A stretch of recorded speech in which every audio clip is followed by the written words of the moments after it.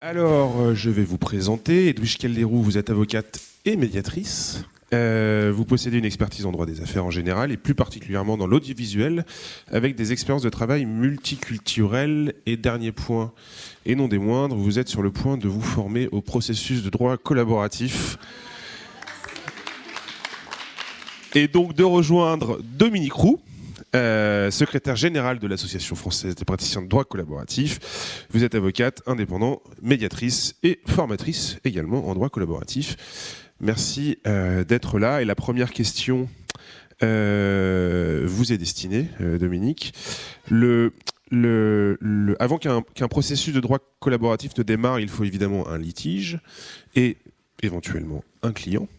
Et un client qui vient à la rencontre d'un avocat est naturellement inquiet. Quels sont pour vous les premiers signes qui indiquent qu'il peut être ouvert à un processus de droit collaboratif ? Question simple pour démarrer. Eh bien, je n'en sais rien. Parce que, et c'est difficile, comme avocat, nous n'avons pas l'habitude, mais la première chose que nous avons à faire quand on reçoit un client, c'est le notaire. Et ce n'est que lorsque je l'écoute, lorsque je recueille sa parole, lorsque je le reformule, je l'aide à cheminer dans ses pensées et à faire émerger ses désirs. Ensuite, dans ces désirs, il y a peut-être le désir de voir la loi être appliquée strictement. Il y a des besoins qui peuvent être satisfaits que par le tribunal. Et puis il y en a d'autres pour qui les besoins ne peuvent, à l'évidence, pas être satisfaits par un tribunal. Donc c'est la réponse à ces questions-là qui l'amène à savoir s'il est lui-même éligible au processus collaboratif. D'accord. Daniel, peut-être que vous pouvez aussi nous aider sur cette question. On note évidemment qu'il est difficile d'évaluer un client a priori, mais est-ce qu'on peut déceler une personne qui, consciemment ou inconsciemment, se dirige vers un processus de droit collaboratif pour une mauvaise raison, soit parce qu'il a compris que le droit en cas de contentieux ne lui serait pas favorable, soit qu'il masque ses résistances? On a toujours une bonne raison qui parfois est un alibi. Je crois que l'essentiel, c'est, en tout cas pour apprécier la qualité pour apprécier qualitativement les motifs de la venue, c'est sans doute la part d'authenticité qui se loge dans la façon de faire ce récit.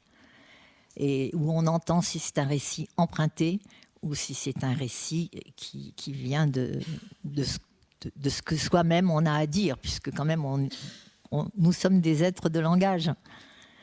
Mais est-ce qu'au-delà du ressenti que vous évoquez, on peut imaginer la mise en place d'une grille d'évaluation avec des critères objectifs qui permettent de répondre à cette question ? Ça se fait, les grilles d'évaluation, elles existent. Si vous voulez, même en médecine aujourd'hui, on parle de la médecine personnalisée qui n'est pas du tout la médecine de la personne. La médecine personnalisée, c'est une façon d'adapter un traitement et un protocole en fonction des données de la santé d'une personne qui sont recueillies grâce au big data et qui permettent de faire un panel avec son histoire passée, son présent et de prédire ou d'avoir une certaine façon de prophétiser son avenir. Ça existe. Mais c'est quand même, comme vous le disiez vous-même, une façon d'objectiver. Et dans ces situations de processus de droit collaboratif, je crois que c'est ça qui a retenu vraiment mon attention, c'est qu'il y a une part de subjectivation et il y a une place qui est faite à la subjectivation, c'est-à-dire à la manière dont le sujet lui-même va se faire l'avocat de sa cause. Donc c'est bien sûr qu'il y a des éléments. Il y a des éléments d'appréciation de l'authenticité, mais ça c'est par vos questions que c'est de la relation interpersonnelle qui aussi fait partie de votre formation, j'imagine. Donc, contrairement à la médecine, l'intelligence artificielle là ne serait d'aucun secours pour pouvoir accompagner accompagner l'intelligence collective. L'intelligence artificielle. Si, nous, on a il y a une nosographie, il y a des éléments qui permettent de décider d'un comportement phobique, hystérique, obsessionnel. Oui, les grandes catégories psychotiques, les grandes catégories sont importantes et je pense qu'elles sont suffisamment répertoriées pour qu'on y ait accès. Oui. Edwige Calderou, on va continuer à prendre du recul sur les parties prenantes d'une médiation avant qu'elle ne démarre. Là, il faudrait peut-être un troisième micro. Sinon, on peut se le passer. Ok, si c'est on peut se le passer. Je crois que c'est pas. Donc le recul sur les parties prenantes d'une médiation avant qu'elle démarre. La plupart de vos clients vivent ce processus en qualité de professionnel et non de particulier. Est-ce que ça change le rapport au processus de règlement des litiges à l'amiable ? Alors, je pense pas du tout. Je pense pas du tout que ça change le rapport, parce qu'il faut bien se rappeler qu'au cœur de l'amiable, on a des individus. Et c'est véritablement un travail, je parle de cet outil amiable, d'abord un travail sur la relation et sur cette relation qu'on va restaurer. Donc la différence, je voudrais dire, entre un particulier et un professionnel, eh bien, c'est qu'ils vont pas forcément, comment dirais-je, avoir les mêmes problématiques. Il y en a un qui devra résoudre des problématiques dans la sphère privée et l'autre des problématiques qui sont dans son lieu professionnel, donc qui vont être inter-entreprises économiques dans sa hiérarchie professionnelle. Mais on revient toujours à l'individu et à un souci de restaurer restaurer la relation. Et donc les techniques de travail sont les mêmes. S'agissant de ces deux profils, me semble-t-il, pour justement travailler avec ces outils amiables. Puisque vous avez parlé des parties prenantes, dans un processus amiable, ce sont les personnes qui sont engagées, qui vont prendre des décisions. Alors elles vont avoir des contraintes pour les particuliers qui vont être familiales ou je ne sais quoi, et pour une personne dans une profession, eh bien, son entreprise, sa hiérarchie. Mais on va travailler avec ces personnes. Ce que j'aimerais dire en termes... c'est un terme très très important. Enfin, c'est un élément très important quand on choisit, parce que on choisit de travailler avec cet outil amiable. Il faut véritablement être persuadé de ça, et on va sortir de ce prisme qui a raison, qui a tort, et surtout, et c'est très important pour nous avocats accompagnants, le droit ne va plus être décisif dans la recherche de la solution. Et ça, c'est véritablement un point extrêmement important à avoir à l'esprit. Et moi, ça m'a beaucoup décomplexée, je dois dire beaucoup libérée, quand j'ai été formée à l'amiable et donc à la médiation, puisque je ne suis pas encore formée au droit collaboratif, mais on a quand même des outils qui sont très très partagés et des approches qui sont communes. On verra tout à l'heure, c'est simplement le tiers qui diffère. Et ça a véritablement changé ma manière d'aborder mes clients, les clients qui viennent à moi, et puis quand je suis médiateur, ma manière de m'adresser aux parties, puisque je vois d'abord une personne avec un problème. Et ça, c'est très important. Et donc, ça nécessite aussi un engagement de nous-mêmes. Je trouve davantage d'engagement de nous-mêmes dans l'accompagnement des individus pour tenter de comprendre ce problème avant de rentrer dans les aspects techniques. Et ça, c'est important. Et surtout, ce que la personne veut, ce qu'elle souhaite. Et derrière, puisqu'on va travailler sur les ressorts profonds du problème, derrière, on l'a entendu à de nombreuses reprises, quels sont les besoins sous-jacents. Donc vraiment, de la relation, on va véritablement aller travailler, déminer, travailler sur les besoins, les motivations réelles sous-jacentes. Et ce qui va permettre cette prise de recul et de voir si l'amiable est adapté, puisqu'il devient partie prenante de notre stratégie d'avocat, et il ne faut pas avoir peur de le dire. La stratégie de l'amiable est une stratégie qu'il est extrêmement intéressante d'explorer, mais il faut le vouloir, il faut en avoir le désir. Vous avez prononcé à plusieurs reprises ce mot, le désir, la volonté, parce qu'il n'y a pas d'amiable sans volonté et sans volonté partagée. Voilà. Daniel, alors vous avez tout à l'heure appliqué les 3 temps de Lacan au terrain de foot. On va se prêter au même exercice avec Dominique et intégrer, caler ces 3 temps sur le processus collaboratif. Et vous pourrez intervenir entre chaque étape. Donc on commence, Dominique, avec le temps du regard. Le regard, il est doublement important. D'abord, c'est le gage de notre authenticité. Et puis, le premier regard, celui qu'on porte sur le client, est aussi important parce que c'est le moment de l'accueil est très important. C'est la façon dont on va l'accueillir. Trop souvent, les avocats accueillent leurs clients comme des dossiers, comme le médecin accueille son patient comme une maladie ou voit son patient comme une maladie, ce qui est en train de changer, mais nous aussi, il faut qu'on change. Et donc, il faut arrêter de regarder le client comme étant un dossier, mais comme un humain. Ça a l'air de rien, mais ça change tout. On en a parlé ce matin. C'est vraiment du cœur, un cœur vers un cœur. C'est-à-dire que le client lui va demander d'être authentique et nous, il faut être authentique aussi avec lui, c'est-à-dire l'accueillir en tant qu'humain. Et donc, le regard qu'on va porter sur lui et qu'on va lui renvoyer va lui montrer l'authenticité dans l'accueil de ce qu'il est, c'est-à-dire un être humain.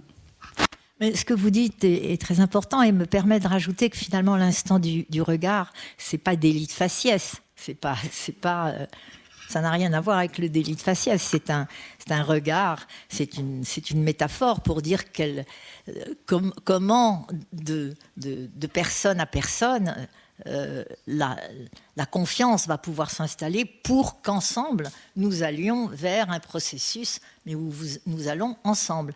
Et parfois, un tiers pour parler peut être nécessaire pour élucider certains blocages, parce qu'il peut y avoir aussi certains blocages. Et c'est pour ça que j'aimais bien l'adage romain de Lacan qui dit « 3 font une collectivité ». Mais le regard, c'est pas délit de faciès quand même. C'est pas un regard inquisiteur. Non, mais vous avez raison en employant le mot confiance, c'est-à-dire que c'est ce qui instaure la confiance. On passe au temps pour le temps pour comprendre. Le temps pour comprendre, évidemment, je l'associe au temps du récit, parce que le récit, ça va permettre au client de cheminer dans sa pensée, à lui. C'est de passer justement du tu au je. C'est-à-dire, il n'est plus dans l'accusation, mais il est, lui, en tant que personne, il parle en jeu. C'est le moment où il va se comprendre et où va aussi chercher à comprendre l'autre. Et ça fait écho à ce que vous nous disiez à propos de l'histoire de Lacan avec les prisonniers. C'est-à-dire qu'il va comprendre qu'il ne peut sortir de la situation qu'avec l'autre. C'est-à-dire que l'autre est indispensable à la résolution de son problème. Et donc, effectivement, ça va changer beaucoup de choses dans la façon dont il va cheminer. Et puis, il y a aussi, je l'associe aussi aux éléments objectifs. Parce que, là, je vais citer encore Lacan, qui dit que le réel, c'est avec ce à quoi on se cogne. C'est-à-dire que le réel, c'est impossible à pénétrer. Mais les éléments objectifs, c'est aussi sortir du fantasme. Et c'est comprendre la situation objective. Donc on a le subjectif et on a l'objectif. Et donc les éléments objectifs, on comprend la situation. Et l'écueil à ce niveau-là, c'est souvent de donner trop de droits, trop de règles de droit, parce que l'écueil, pour certains, Tout ça se module en fonction des personnalités, des confrères avec qui on est en équipe. Mais l'écueil, c'est de remettre les personnes en position. Du je veux et non pas des besoins qu'on a fait émerger. Je peux juste Bien dire sûr, un mot. Oui, vous faites à juste titre la différence entre objectiver et on a un objectif. On peut dire on a un but à atteindre, c'est un objectif. Mais pour atteindre cet objectif, il va de soi que la personne en tant que sujet doit intégrer la part qu'elle joue dans ce processus auquel elle va adhérer, que ce n'est pas simplement de suivre une consigne et d'acquérir une formation une fois qu'on a acquis la consigne, une fois qu'on a suivi la consigne. Et quand vous dites, à juste titre, que le réel chez Lacan, c'est ce à quoi on se cogne, il finit par dire aussi, il le dit, il finit pas, il le dit, puisque c'est sa trilogie, le réel, le symbolique et l'imaginaire, il dit que le réel, c'est la castration. Donc, ça peut être aussi l'échec et la castration dans le but qu'on s'est donné d'arriver à une négociation. Donc, il faut compter avec les éléments qui vont faire que... Alors, on appelle ça échec, on appelle ça un risque d'erreur, mais c'est peut-être aussi une manière de se trouver châtré dans ces projets. Oui, mais on peut aussi l'être justement parce qu'on a renoncé à ses positions. Et donc, là, on ça, c'est la rigueur. Absolument. Oui, absolument. Et j'en termine donc avec le moment de conclure. Alors, le moment de conclure, c'est tout ce dont, tout ce que permet l'amiable, c'est-à-dire qu'on va avoir des solutions qu'un tribunal ne pourrait pas accorder. Alors, je les appelle à proprement des petits plus, mais en réalité, c'est ce qui répare l'humain, c'est ce qui va lui permettre de regagner l'estime de lui en regagnant l'estime des autres. C'est le salarié qui est licencié pour faute grave, on lui laisse un quart d'heure pour faire ses cartons et qui n'a pas eu le temps de dire au revoir à ses collègues. Et donc, il a besoin, la relation contractuelle, elle est terminée, mais il a besoin de garder la valorisation de la relation passée. Parce qu'il ne peut pas se dire qu'il a passé tant de temps dans cette entreprise et d'être mal vu, mal considéré par ses collègues. C'est la même chose pour les gens qui divorcent. Ils n'ont pas de biens, ils n'ont pas d'enfants. Pour autant, ils ont besoin de se dire qu'ils n'ont pas passé X années avec quelqu'un qu'ils méprisent. C'est pas possible dans leur construction d'eux-mêmes et dans l'estime qu'ils doivent avoir d'eux-mêmes. Donc, ces choses-là, ces réparations, cette reconnaissance par l'autre, est extrêmement importante et c'est pas des choses qu'on a devant un tribunal. Et ça fait pourtant partie intégrante des accords qu'on va conclure. Je crois que c'est très important ce que vous venez de dire, madame, parce que ça permet de soulever une question qui n'a pas été jusqu'alors, c'est le sentiment de précarité. Et on peut éprouver un sentiment de précarité dans beaucoup de situations, et notamment dans la situation qui vous sépare des autres. C'est pour ça qu'il y a toute une dynamique, je crois que le mot n'a pas été encore prononcé, mais il y a toute une dynamique dans le processus que vous mettez en place et qui vous mène, où effectivement il y a une certaine attente, mais il y a une dynamique qui permet à différentes facettes de la personnalité, y compris l'expression d'un sentiment de précarité ou d'être injustement marginalisé par rapport à d'autres, ce qui aujourd'hui est de plus en plus fréquent, parce qu'il y en a beaucoup qui ont l'impression, dans beaucoup de domaines, d'être sur un siège éjectable. Donc la précarité, elle est présente dans notre existence. Alors je crois que c'est très important que justement le processus que vous inaugurez soit un cadre, une consigne qui permet de progressivement avancer et que c'est bien que les gens puissent exprimer ça. Edwige Calderou, on va parler de la médiation de manière plus technique, vous l'avez annoncé tout à l'heure. Donc la médiation qui ne repose pas exactement sur les mêmes mécaniques de fonctionnement qu'un processus de droit collaboratif, du fait justement de l'intervention d'un tiers médiateur. En quoi ce rôle de médiateur favorise le passage de l'individu vers le collectif ? Alors, on a effectivement ce tiers, le neutre, les Suisses l'appellent le neutre, cette personne qui va être au centre du processus de médiation et qui va permettre, dans le cadre d'un processus, et là qui rejoint le processus de droit collaboratif extrêmement phasé. La médiation est un processus qui se déroule par étapes et il est absolument impératif de remplir chaque étape. Si on est dans quelque chose de très souple et très flexible, cependant, il y a un cadre avec quelques règles qu'il est important de suivre pour que justement on puisse progresser. On est vraiment dans cette idée de la progression de l'individuel, puisque je me recolle à vous, de l'individuel vers la co-construction, vers la collaboration et la création ensemble de solutions co-construites. Donc c'est vraiment ces étapes qui vont permettre aux médiateurs de faire cheminer les parties et leurs avocats, et les avocats sont là justement pour aider et pour être alliés du médiateur. Et ce qui est extrêmement important véritablement de dire, c'est qu'il s'agit d'un espace confidentiel, sécurisé, où la parole va pouvoir se libérer, parce que le point commun de tous les modes amiables, c'est justement l'expression par la parole. Et c'est cette parole qui va donc faire surgir les émotions, l'expression des émotions par la parole, et qui vont être véritablement guidées dans le cas d'un processus en présence d'un tiers médiateur.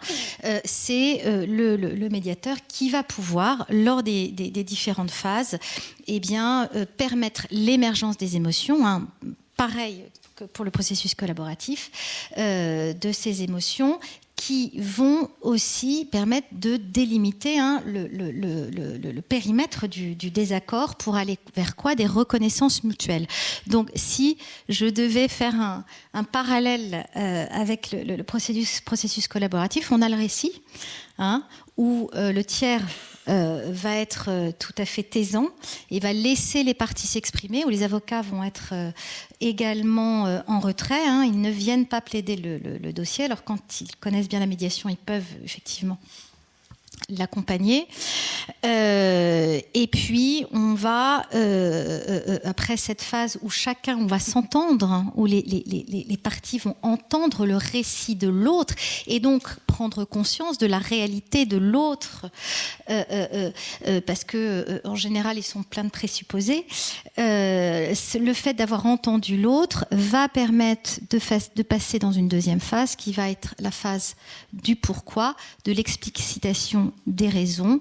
Et là, le rôle du médiateur est extrêmement important parce qu'il va questionner, reformuler pour permettre cette émergence des besoins, des intérêts, des préoccupations des personnes qui sont là, pour leur permettre de se reconnaître, vraiment de reconnaître, de comprendre. Ce mot a été utilisé à de nombreuses reprises aujourd'hui. Écouter pour comprendre et écouter de manière authentique.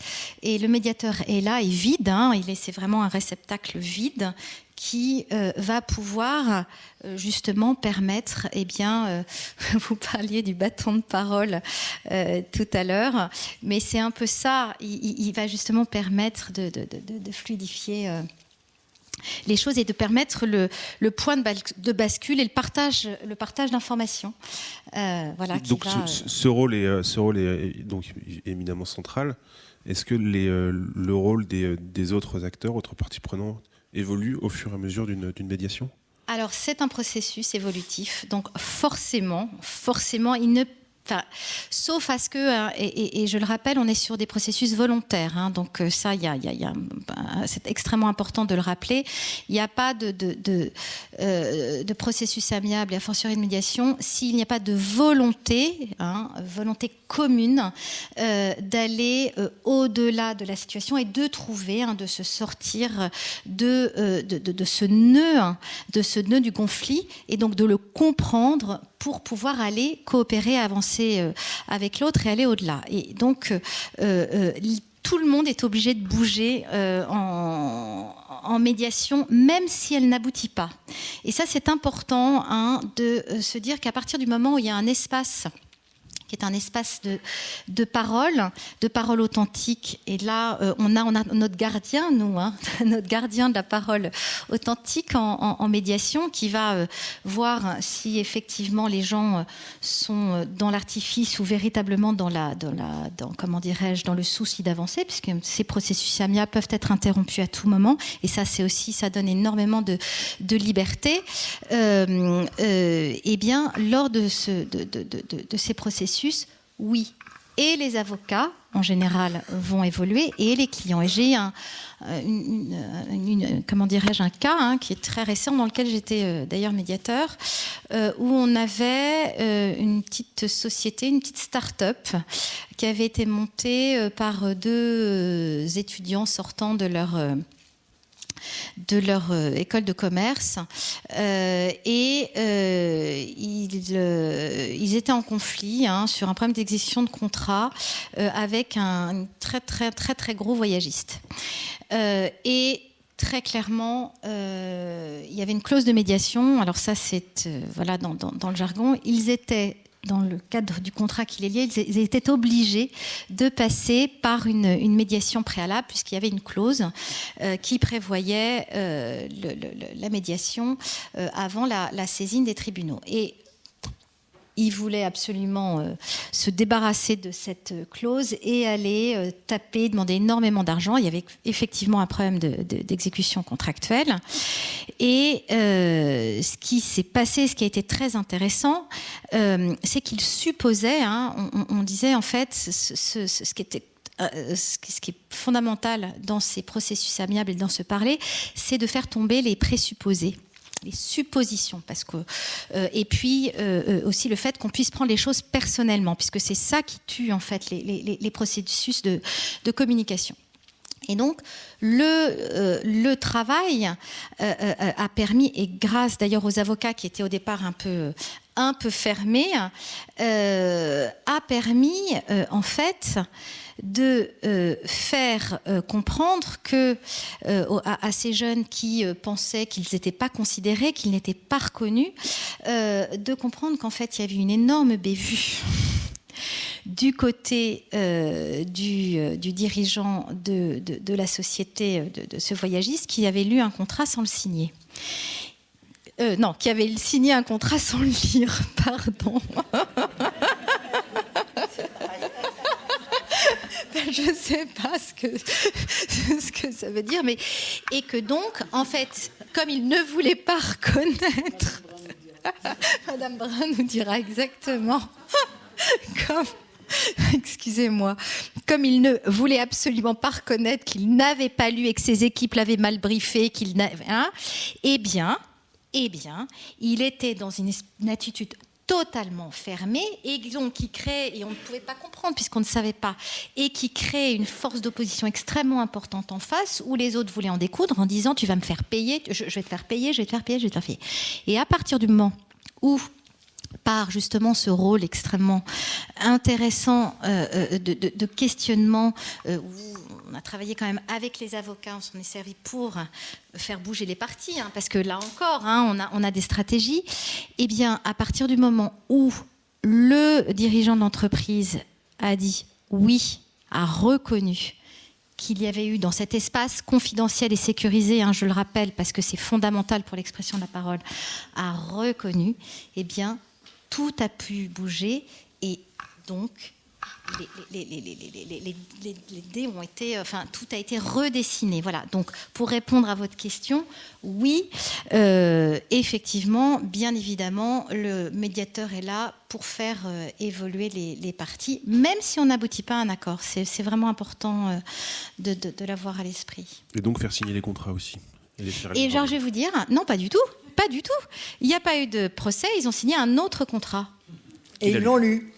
Et ils ont transformé la relation.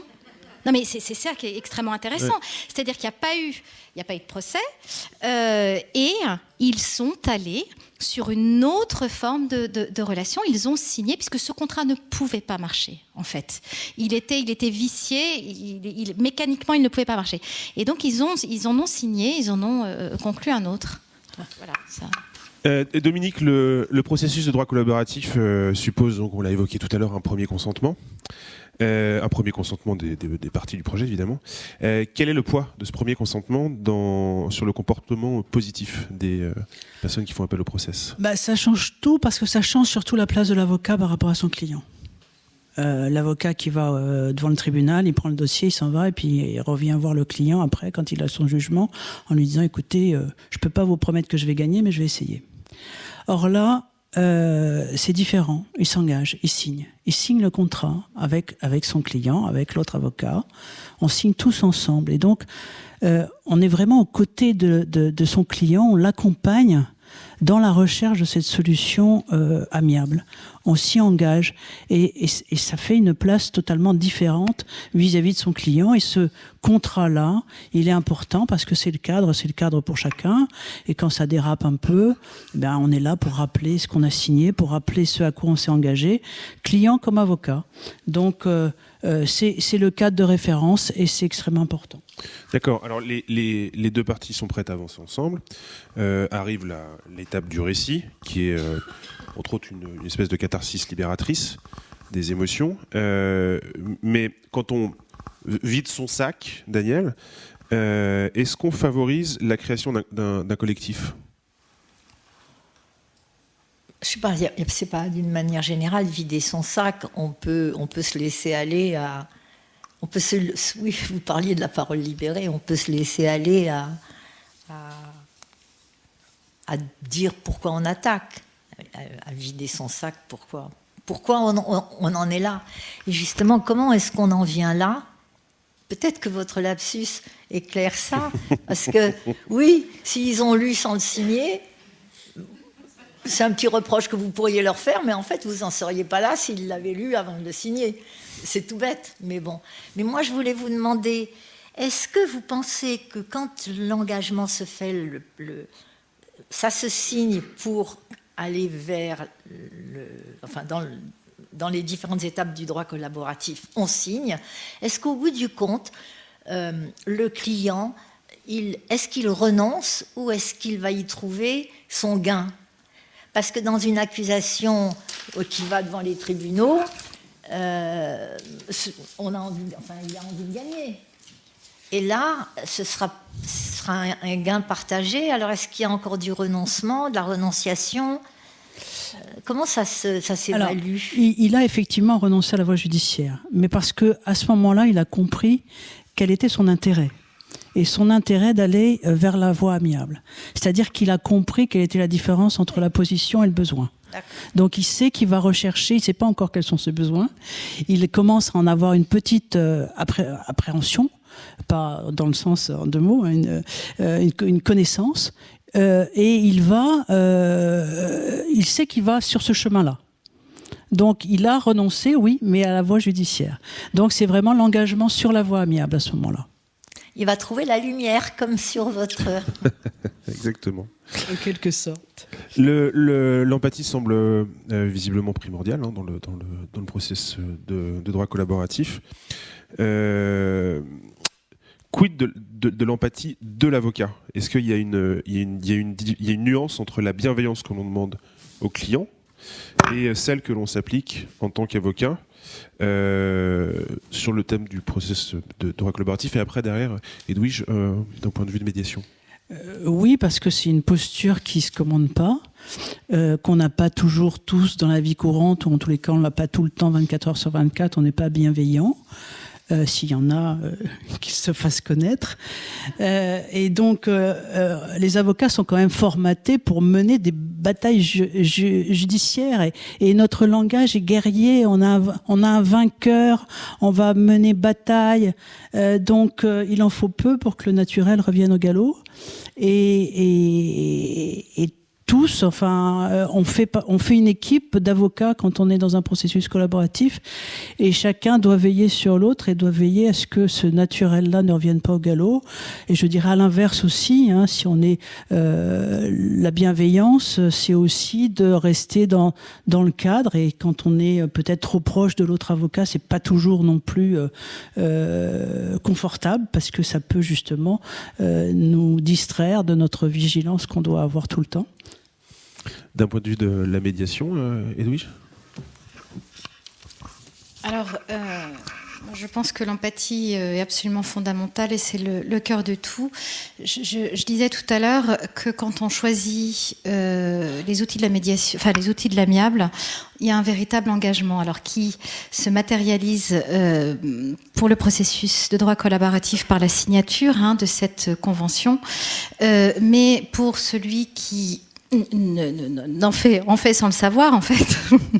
Il y a véritablement un engagement de non-jugement et d'aborder et de comprendre ce que peut ressentir son client. Donc, extrêmement important pour le médiateur, c'est absolument crucial et fondamental, mais pour l'avocat, pareil, parce que si on veut accompagner son client dans un processus amiable, il va falloir se comprendre ce qui a pu se passer, et donc l'écouter et comprendre les enjeux qu'il y a pour lui au-delà du problème. C'est toujours la même chose, et aller le pousser vraiment, et prendre cette liberté d'aller le chercher vraiment loin, parce que c'est lui qui va travailler. Mais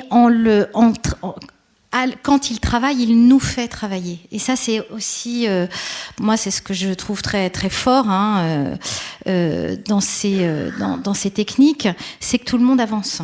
Tout le monde avance, et on change, nous, avocats, notre manière de voir le contentieux. Quand on est dans des situations où ce n'est pas possible, eh bien, alors on va au combat, on utilise. Mais j'ai envie de dire qu'on a un esprit très sportif, beaucoup plus sportif, voilà. On fait du contentieux différemment après, vraiment. Oui, ça s'applique sur votre. Vous vouliez rajouter quelque chose, Daniel ? Oui, juste quelque chose. Je pensais, en vous écoutant, à un moment de ma pratique personnelle, à propos de l'empathie. Ça veut dire, et si c'était moi, l'empathie, et si c'était moi, où je me mets imaginairement dans cette situation, est-ce que je réagirais de la même façon, ce qui me donne la possibilité de discuter avec lui. En fait, c'est... Enfin, dans mon métier, c'est aussi un petit peu ça. Et pas plus tard qu'hier, ou avant-hier, je m'occupe parfois aussi d'enfants. Là, c'est un petit garçon qui est préadolescent et qui est habité par des pensées de la mort. Et d'ailleurs, il en parle. Alors, il y a un amiable avec sa mère, tout à fait intéressante, parce qu'il lui dit... si je m'en vais fâcher à l'école, alors je ne peux plus travailler, parce que je pense que si je rentre et si jamais toi t'es mort et papa est mort, alors qu'est-ce que je ferai ? Et alors la mère qui est dans l'amiable lui dit ça peut arriver, enfin ça ne va pas arriver, mais après tout tu auras la maison. Elle lui dit bon, très bien, d'accord. Je trouve que c'est un amiable qui n'est pas tellement profitable pour cet enfant. Et bon, elle me dit, je devais le voir hier, elle me dit, je m'en vais pour 2 jours. Je dis, ah bon, vous partez ? Elle dit, oui, moi je suis appelée à partir très souvent dans ma profession, très bien. Et hier, il devait venir à 6h30, et hier à 6h15, j'ai eu un message me disant, je suis malade, je ne viens pas. Maintenant, les enfants ont des portables et on communique je ne viens pas, je suis malade, à la semaine prochaine. Et je me suis dit, cet enfant ne quitte pas la maison, parce que puisque sa mère n'est pas là, si jamais il y a un téléphone pour dire qu'elle a eu un accident, que l'avion, le train s'est crashé, n'importe quoi, il est là. C'est paralysant. Et donc, je ne réponds pas nécessairement, mais là, je lui ai dit entendu à la semaine prochaine, parce que je me suis dit qu'il fallait donner du temps. Merci, on arrive au bout de cette table ronde. Est-ce qu'il y a des questions dans la salle ? Il y en a une qui est là. Enfin, une question qui est là. Oui, c'est juste pour revenir sur le choix pour un avocat de choisir un processus de droit collaboratif pour son client. Et en fait, vous avez souligné que le client doit être volontaire pour les modes amiables, ce qui est bien sûr évident. Et encore plus peut-être en droit collaboratif, puisque le client est vraiment acteur et prend des engagements très forts. Mais d'un autre côté, est-ce que le rôle de l'avocat pourrait peut-être aller plus loin que simplement suggérer le processus de droit collaboratif quand il pense qu'il est pertinent, en allant peut-être à inciter le client ou voire le pousser, en ce sens que parfois le client ne peut pas vraiment savoir quel est vraiment le processus, il ne peut pas l'avoir compris dans son intégralité, et que, pour prendre une image un peu triviale, par exemple, quand vous sautez d'un rocher ou vous sautez en parachute, parfois il faut vous pousser pour que vous puissiez vraiment apprécier et renouveler l'expérience. Et de la même manière, en droit collaboratif, quand vous identifiez que votre client, avec une grille ou avec juste simplement le premier entretien, serait en mesure de s'épanouir dans ce processus, est-ce que ça ne pourrait pas être... Donc renforcer l'incitation. Renforcer l'incitation. Alors moi, il y a une chose qui m'a heurté l'oreille, c'est de dire quand l'avocat choisit un processus pour son client. C'est le client qui va choisir le processus. Et c'est sûr qu'il ne sait pas ce que c'est, on va quand même tâcher de lui expliquer. Et on va tâcher de lui faire comprendre. Et je veux dire, c'est assez facile de faire comprendre la différence entre une position, un « je veux » et un « j'ai besoin ».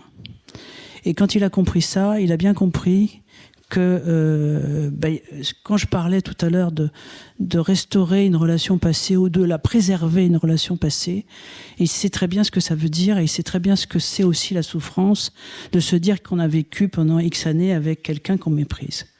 Donc il n'a pas forcément envie de ça, parce qu'il n'a pas envie de souffrir. Il est égoïste comme tout le monde, il a besoin de son confort, et il sait que ça, il va le trimballer pendant longtemps, et ça va pas être confortable. Ça, il le comprend. Et donc, si on lui explique le chemin pour arriver à une autre solution que de rester dans cette position-là, eh ben, il va le comprendre assez facilement. Et puis après, on est là pour l'accompagner et pour faire notre travail tout au long des étapes. Donc, voilà, d'abord, je pense qu'il faut pas le pousser, parce que si on le pousse de trop, c'est qu'il n'en a pas assez envie pour aller dedans. Une question, et après une dernière qui sera devant, et ce sera la... Je voulais juste faire un petit commentaire sur la neutralité. Alors, je suis médiateur aussi. Et je voulais un petit peu réagir par rapport à ce que ma copine Edwige nous a dit au début. Le tiers neutre, en fait, en médiation, le tiers, il n'est pas complètement neutre, parce qu'on est des êtres humains. Et tout le travail est justement de travailler sur sa neutralité. Et c'est pour ça que nous, médiateurs, nous faisons beaucoup d'analyses de pratique, et quand on le peut, de la supervision, pour travailler cet aspect-là. Alors, je suis formée au droit collaboratif aussi, et justement, j'en fais peu, parce que j'ai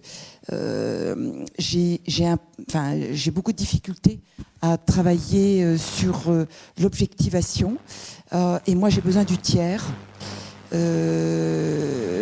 pour faire canal, pour aider à la reformulation. Ça ne veut pas dire que je le fais pas bien quand je fais du droit collaboratif, mais la médiation m'apporte plus de satisfaction que le droit collaboratif, justement sur la posture de neutralité, d'objectivation.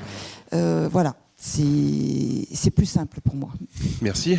Est-ce que je peux simplement... Oui, bien sûr. Parce que c'est très intéressant ce que tu as dit par rapport au neutre. Hein. Quand je dis le neutre, et précision sémantique, c'est celui qui n'a pas de projet pour.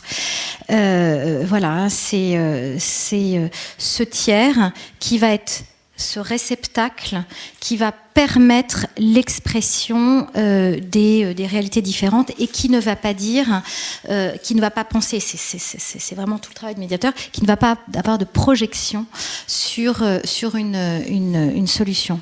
Voilà. Et deuxième petit point par rapport à l'intervention, si je puis me permettre, de monsieur. Nous sommes quand même maintenant, nous avocats, depuis un décret de décembre 2020, à proposer les modes amiables à nos clients. Cela fait partie intégrante de nos obligations professionnelles. Nous devons amener, nous ne devons pas imposer, mais inviter, et on y est fortement incité par nos dispositions intégrées dans notre règlement intérieur national. Voilà. Merci Louise. Merci beaucoup. Merci. C'est la fin de ce cycle.